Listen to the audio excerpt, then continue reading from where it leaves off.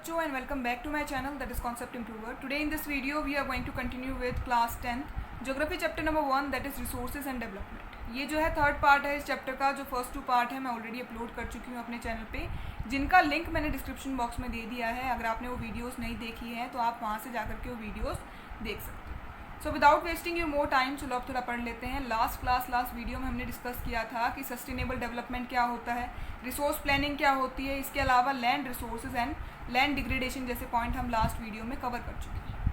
आज हम स्टार्ट करेंगे नेक्स्ट पॉइंट से, जो कि है सॉइल। सॉइल क्या होती है? This is the thin layer of granny substances covering the surface of the earth. Soil जो है एक पतली सी लेयर होती है ग्रेनी सब्सटेंसेस की। ग्रेनी सब्सटेंसेस मतलब दानेदार जो है सब्सटेंसेस होते हैं जो कि कवर करती है हमारे अर्थ के सरफेस। अब आगे देखो, soil is important renewable natural resource. Soil जो है एक इम्पॉर्टेंट रिन्यूएबल नेचुरल रिसोर्स है and it supports the plant growth and different types of living organisms on the earth. ये जो है प्लांट की ग्रोथ में हेल्प करती है और बहुत सारे लिविंग ऑर्गेनिजम्स भी होते हैं जो कि सॉइल के अंदर प्रेजेंट होते हैं। कौन से लिविंग ऑर्गेनिजम्स की बात कर रहे हैं हम? माइक्रो ऑर्गेनिज्म जो कि प्रेजेंट होते हैं हमारी सॉइल के अंदर। अब आगे देखो, नेक्स्ट पॉइंट है हमारा factors in the soil formation. कौन से फैक्टर्स जो है रिस्पॉन्सिबल होते हैं in the formation of soil. ये जो है इंपॉर्टेंट पॉइंट है। क्यों? 3 मार्क्स का डायरेक्ट क्वेश्चन आता है that what is soil and name the factors in the soil formation. तो कौन से फैक्टर्स होते हैं जो कि रिस्पॉन्सिबल होते हैं in the formation of soil? First is temperature, इसके अलावा रनिंग वाटर जो बहता हुआ पानी होता है वो, high speed winds, glaciers, decomposers जो कि होते हैं हमारे माइक्रो ऑर्गेनिजम्स, इसके अलावा रिलीफ, पेरेंट रॉक जिसे हम कहते हैं बेड रॉक, इसके अलावा climate, vegetation, forms of life, time and chemical and organic changes जो हैं रिस्पॉन्सिबल होते हैं इन दी फॉर्मेशन ऑफ सॉइल। अब आगे देखो, नेक्स्ट पॉइंट है हमारा क्लासिफिकेशन ऑफ सॉइल।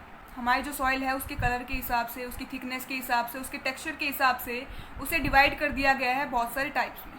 कौन से टाइप्स है वो? Alluvial soil, black soil, red and yellow soil, laterite soil, arid soil and forest soil. ठीक है, इन सब के बारे में आपको याद करना है with the help of a table जो कि मैंने डिस्क्रिप्शन बॉक्स में दे रखी है। वहाँ से जाकर के आप उस टेबल को डाउनलोड भी कर सकते हो। इस टेबल में इन सभी टाइप्स ऑफ सॉइल के बारे में पॉइंट्स मेंशन है that are quite short and crisp. Now the next point is soil erosion. Soil erosion क्या होता है? The depletion of top soil cover by the agents of nature that are wind, water and air is called soil erosion. जब जो है top most layer होती है हमारे soil की वो डिप्लीट होना शुरू हो जाए bye the agents of nature जो कि होते हैं हमारे विंड, वाटर एंड एयर, इसे हम कहते हैं सॉइल इरोजन। इसके अलावा the removal of soil due to heavy rain and strong winds from one place to another is also called soil erosion. मतलब जब जो है सॉइल की अपर मोस्ट लेयर जो है डिप्लीट होना शुरू हो जाए due to the heavy rainfall और strong winds, it is also called soil erosion. अब आगे देखो, a narrow steep sided channel formed by the loose earth by running water is called gullies. मतलब गुलीज क्या होती हैं? जब रनिंग वाटर के कारण, बहते हुए पानी के कारण जो नैरो स्टीप साइडेड चैनल या फिर एक ऐसा स्ट्रक्चर फॉर्म हो जाए तो उसे हम कहते हैं गुलीज। अब आगे देखो, नेक्स्ट पॉइंट है हमारा land unfit for the cultivation is termed as bad land.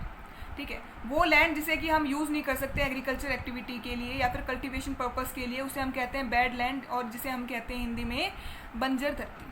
अब आगे देखो, human activities that are responsible for the soil erosion are deforestation, overgrazing, construction and mining. कौन सी ह्यूमन एक्टिविटीज़ हैं जो कि रिस्पॉन्सिबल है सॉइल इरोजन के लिए? फर्स्ट इज़ डिफॉरेस्टेशन, इसके अलावा ओवरग्रेजिंग, कंस्ट्रक्शन और माइनिंग जो एक्टिविटीज़ हैं वो रिस्पॉन्सिबल होती है हमारी सॉइल इरोजन के लिए।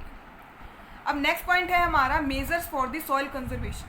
कौन से मेजर्स, कौन से ऐसे मेथड हैं जिन्हें अडॉप्ट करके सॉइल को कंजर्व किया जा सकता है, सॉइल को सॉइल इरोजन से बचाया जा सकता है। तो फर्स्ट है हमारा कॉन्टोर प्लॉइंग, इसके अलावा terrace farming, strip cropping, shelter belts of trees, plugging of gullies, afforestation and mining activities पे कंट्रोल करके हम सॉइल को कंजर्व कर सकते हैं या फिर बचा सकते हैं from the soil erosion. So that's it, chapter हुआ कंप्लीट। वीडियो ज़रा भी अच्छी लगी हो तो लाइक और सब्सक्राइब करना मत भूलना और कमेंट ज़रूर करना कि आपको इस चैप्टर में क्या डाउट है। Thank you.